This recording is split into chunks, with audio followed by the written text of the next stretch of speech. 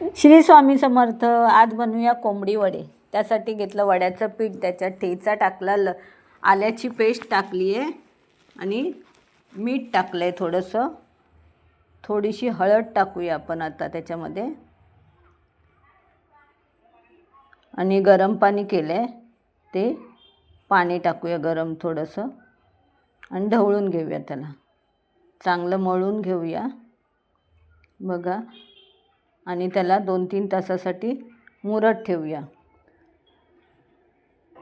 त्याच्यामध्ये एक कोळसा ठेवला आहे, त्याच्यात तूप टाकलं होतं थोडं. त्याला वाफ खूप छान वास येतो त्याचा. आता पीठ चांगलं परत मळून घेतलं आहे आणि वडा थापायला घेतला आहे. आम्ही होलाचे करतो, भोकाचे बोलतात त्याला बघा. हां, मस्त झाले वडे. तेल तापलेलं आहे.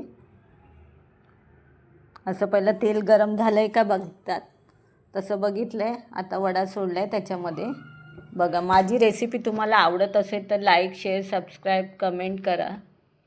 बघा लाल जरा शिजू दे चांगलं व्यवस्थित. त्याला झाले आपले वडे तयार बघा. श्री स्वामी समर्थ.